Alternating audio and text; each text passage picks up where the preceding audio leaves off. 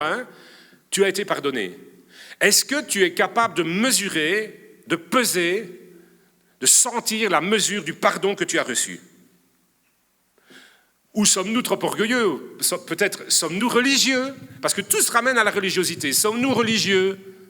Ou savons-nous vraiment, réalisons-nous vraiment la grandeur, l'incommensurable pardon que nous avons reçu? Parce que c'est ça en fait.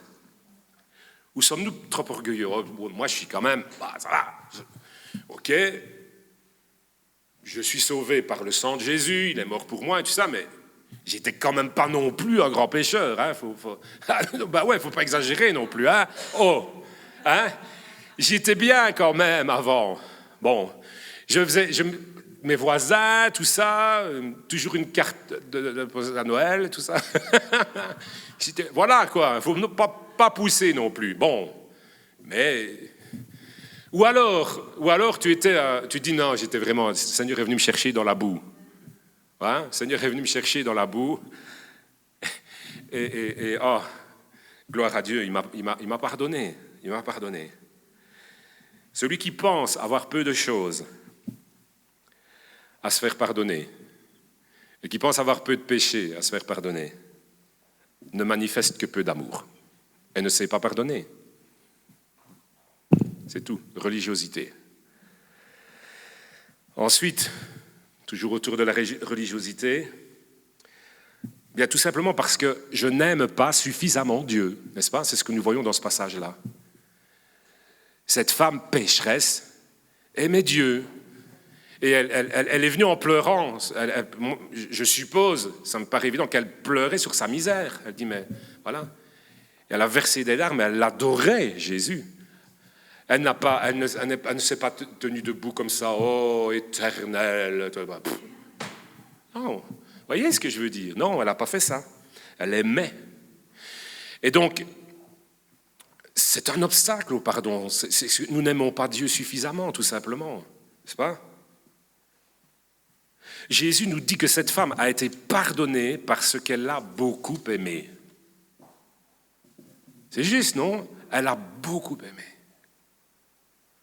Et Jésus fait ce reproche aux pharisiens, il dit, mais toi, qu'as-tu fait? Il lui avait rien dit, parce que là, il accepte poliment l'invitation, il mange. Mais quand le pharisien, Simon, est rempli de assez mauvaises pensées, mais cette femme-là, mais quoi? Jésus lui fait remarquer, mais tu sais, toi, tu es religieux. C'est bien, tu m'as invité dans ta maison, mais tu ne m'as pas donné de l'eau pour laver mes pieds, tu ne m'as pas embrassé, hein, tu n'as pas manifesté de l'amour en quelque sorte. Tu m'as invité, mais tu ne m'as pas aimé. Et donc, finalement, l'obstacle, ce grand obstacle au pardon, c'est vraiment la religiosité. Donc je dis troisième point, tout simplement la religiosité, je ne vais pas le dire autrement. Hein. Je ne sais pas pardonner parce que je suis religieux. Je ne sais pas pardonner parce que je suis religieux. Je vais m'expliquer encore un petit peu, d'accord? Dieu pardonne pourquoi? Parce qu'il est soumis à une loi? Non. Il pardonne parce que c'est sa nature. Et en plus, il a payé le prix. Je ne vais pas vous répéter tout ça. C'est sa nature. Mais c'est aussi la tienne. Non? Tu es né de nouveau ou pas? C'est ça. Suis-je né de nouveau? Suis-je religieux? Dieu pardonne parce que c'est sa nature. Je pardonne parce que j'ai la nature du Christ. Parce que je suis né de nouveau. Et la vie du Christ est en moi. Ce n'est plus moi qui vis. C'est Christ qui vit en moi. C'est ça. Alors, ceux qui sont religieux, alors, vous savez, j'ai presque envie de dire qu'on les tous parfois un petit peu. Mais il faut combattre ça. Voilà. Mais certains le sont toute leur vie et le reste. Hein, elles sont bien ancrées comme ça. Voilà, ça c'est dommage. Celui qui est religieux, qu'est-ce qu'il fait? il fait toutes sortes d'efforts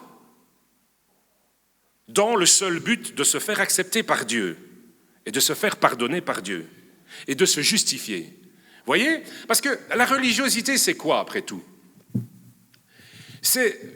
La religiosité, c'est ne pas vraiment croire que le sang de Jésus est suffisant et est le sacrifice de Jésus est le seul et unique moyen par lequel je peux être pardonné.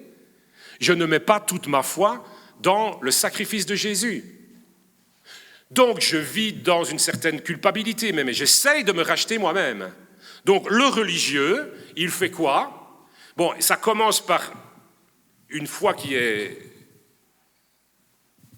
je ne sais pas comment dire, hein, un peu légère, je ne trouve pas le mot. Comment dis-tu? Braque-ballante, c'est bien ça. Ouais, c'est ça. Une foi qui est braque-ballante. Et ça braque-balle. Et voilà. Alors, j'accepte le Seigneur, mais je continue quand même à faire toutes sortes d'efforts. Ah non, je ne suis pas devenu saint parce que j'aime Jésus et parce qu'il m'a délivré. Non, je fais des bonnes actions, je fais des efforts dans le but de me faire pardonner. Je viens à l'église, je vais à la prière, je peux faire des tas de choses dans le but d'être justifié. Et d'ailleurs, ça se voit même parfois au moment de la Sainte Seine, par exemple. Ah, c'est le moment de la Sainte Seine. Je viens de pécher avant de venir. Je ne la prends pas. Je la prendrai la semaine prochaine. Pourquoi? Vous n'avez jamais fait ça? Mais quand vous faites ça, vous vous punissez. Vous vous séparez du corps du Christ, vous vous punissez parce que vous dites « c'est trop facile ». C'est ça que vous dites, hein? C'est trop facile, je viens de pécher. C'est vraiment dire « ouais, c'est pas grave, je m'en fiche. De toute façon, Dieu pardonne ». Oui, mais non. Si vous confessez vos péchés, il est fidèle et juste pour vous les pardonner. Vous le croyez ou pas? Si vous le croyez, vous participez au repas du Seigneur, c'est tout. Ce n'est pas une incitation à faire n'importe quoi. La grâce, comme dit Paul, ne nous pousse pas au péché. Mais voyez, ça, c'est de la religiosité. Et donc, voilà, le religieux, il fait toutes sortes de choses pour se justifier, pour se faire accepter de Dieu.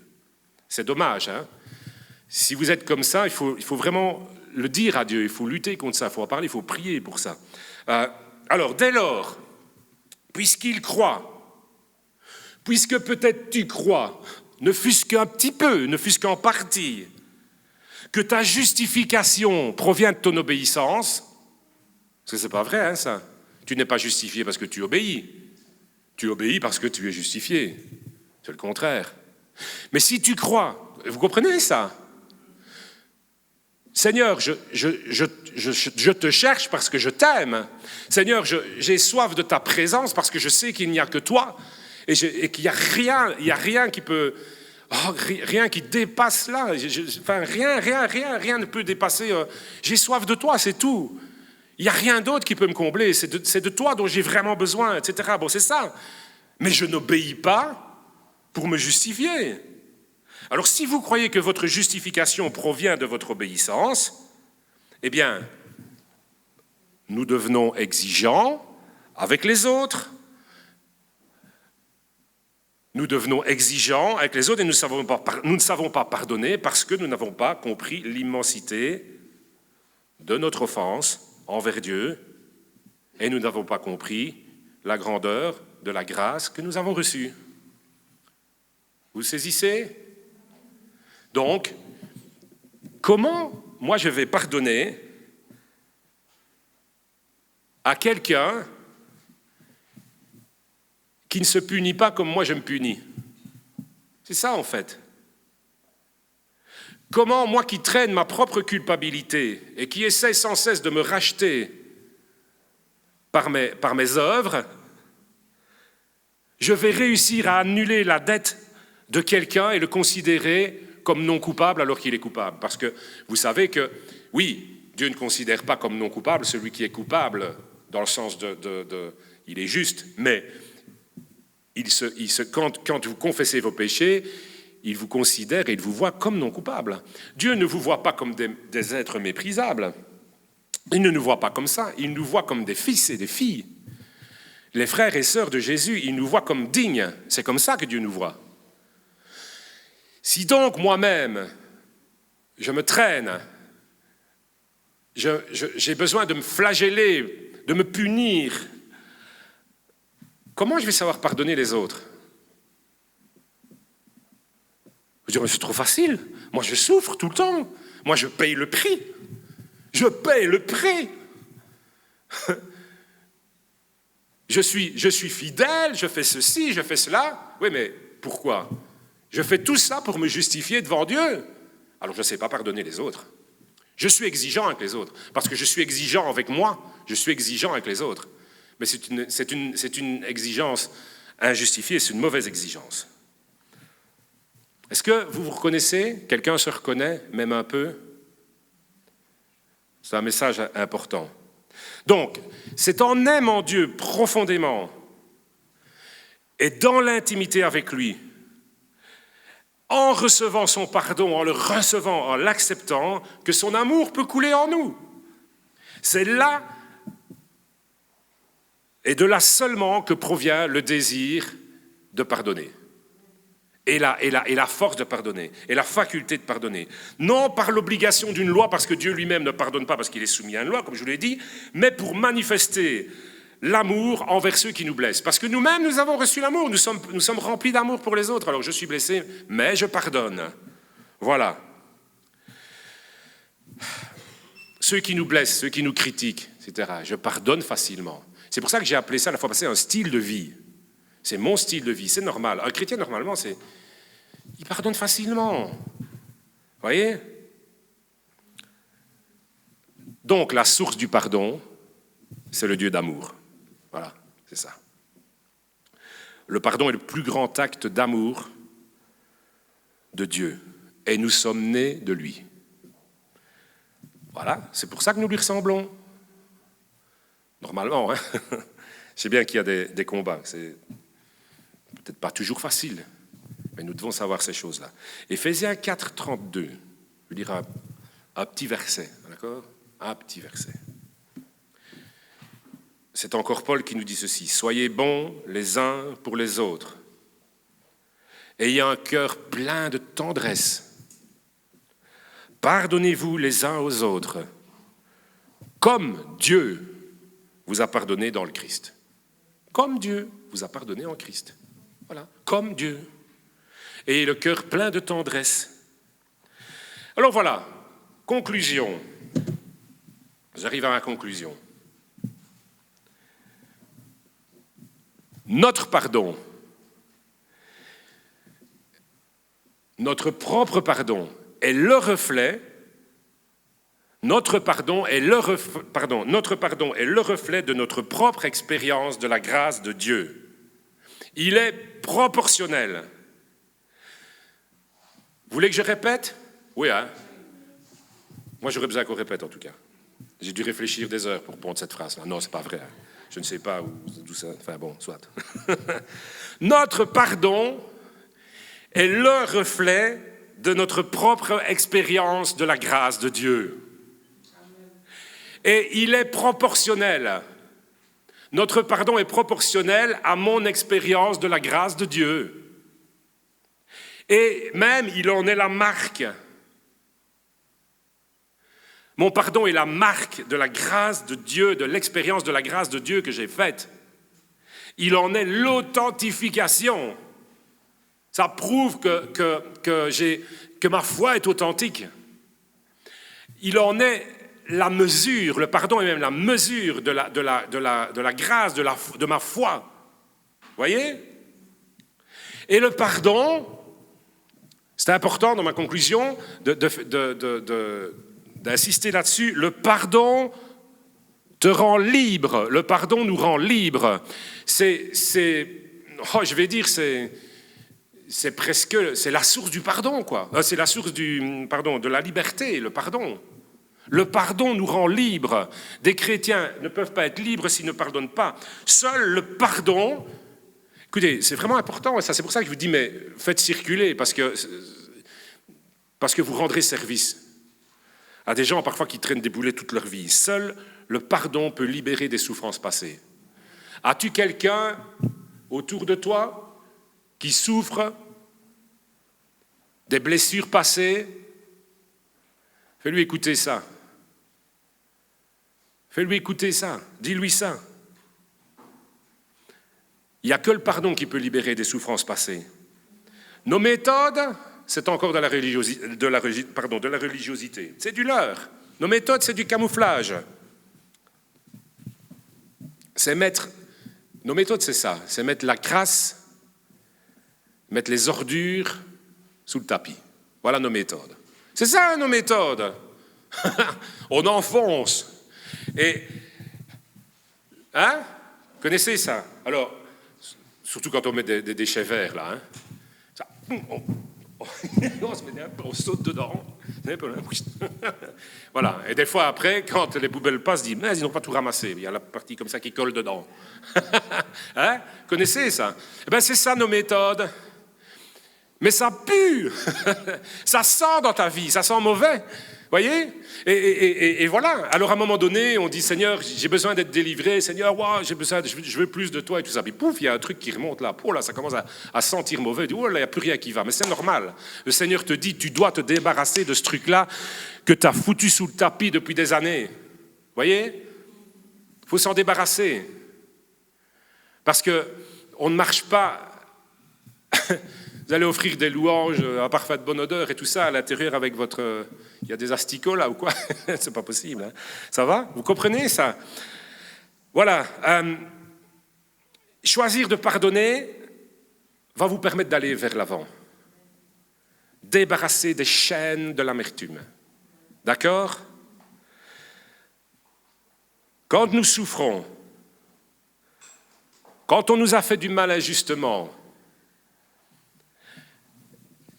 c'est ma conclusion, mais je voudrais que vous soyez encore un petit peu attentifs. Ça va, c'est vraiment des choses importantes que j'ai à dire aujourd'hui. J'ai gardé le meilleur pour la fin. Quand on souffre injustement, vous voyez, on dit c'est pas juste, c'est pas juste, c'est pas juste. Et c'est vrai, c'est pas juste. Hein, souvent, c'est pas juste. On m'a fait du mal, c'est pas juste. Ça prend une place dans nos vies. Ça a tendance à occuper toute la place. Hein? Vous connaissez des gens comme ça, peut-être vous-même, peut-être autour de vous. C'est pour ça que je vous dis, mais vraiment partagez. Ça occupe toute la place. Je vais m'expliquer. Nous avons le sentiment que tout est sombre à cause de l'injustice qui nous a été faite, à cause de ce que j'ai subi. Tout est sombre. Eh bien, pardonner, c'est remettre cette offense que nous avons subie à sa juste place. Encore une fois, je m'explique.